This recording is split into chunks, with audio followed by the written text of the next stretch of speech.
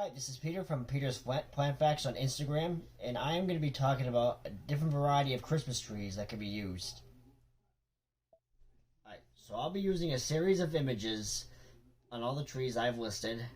They are from Google, and the trees I've listed are based on all my knowledge I've learned. This is the Fraser fir. It grows mainly in the southeast Appalachian Mountains of the United States and Canada. It is occasionally found in the Northeast, but you have to plant it on very dry and very acidic sites or else it won't grow that well. Here's your fir. This is the white spruce. It grows in much of northern New England, southern Canada, and occasionally into parts of the northern plains, such as Michigan and Wisconsin. It doesn't grow super tall, but it is a very dense. It's very similar to the blue spruce, which I'll mention later on, but it is so dense you can put anything on it. This is the white spruce. This is the blue spruce, known as the Colorado blue spruce. It is actually native to Colorado, but will be found in much of the northern United States. It is one of the most drought-tolerant spruce trees, and it does not grow to very large sizes, up to around 50 feet at the most. It's not as dense as white spruce, but its form makes it great for a Christmas tree. And it grows pretty slow, only about a foot per year, so you can use it until probably like 20 years from now, it'll get to mature size. This is the blue spruce. This is the eastern white pine.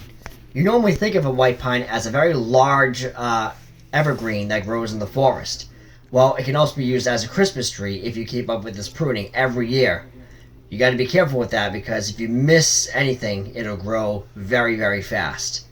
2 to 3 feet per year it grows. But it's very dense crown and bluish green needles make an excellent canopy for a Christmas tree. This is the eastern white pine. This is the Norway spruce. It is native to Norway, hence the common name of the tree, Norway spruce. But it is widely used in the Northeast as a garden tree, but particularly in New York City and Boston as the Christmas tree they use traditionally every year. It grows to be about 80 to 100 feet tall, so use it wisely, maybe once or twice a year, because it grows at least 2 feet per year.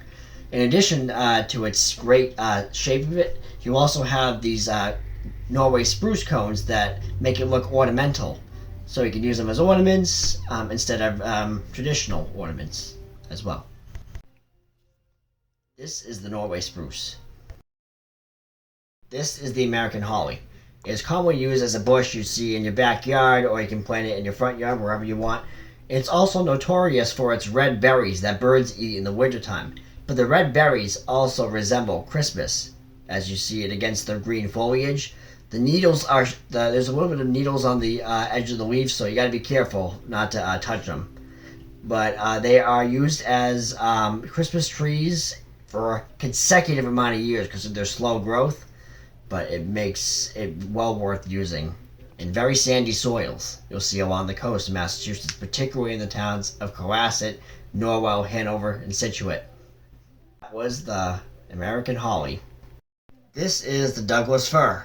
It is not seen in the Northeast because it is native to much of southwestern Canada and the western United States. But notice the shape of it. It looks pretty similar to a mature Norway spruce. The only thing is that it grows much taller, up to 250 feet at its absolute mature age. But it is, again, has a very dense crown, and you can hang ornaments and even heavier stuff on it because the weight of its branches are more tolerant of it. This is a Douglas fir. When you bring your tree home, make sure you water it regularly and fill the bowl where the tree is in up to the top. You always want to check that every 12 hours, depending on what type of tree you get. That being said, if it dries up too much, it becomes susceptible to flames, especially if you light a candle very close to it. Otherwise, it'll have severe consequences if your tree lights up on fire. Word to the note. Always water your tree regularly, no matter how low it gets. Having a tree may be a lot of work, but it's completely worth it if you take the right precautions. Thank you so much for listening to my video. If you have any more questions or want to know about more trees, visit my Instagram page, Peter's Plant Facts. Thank you.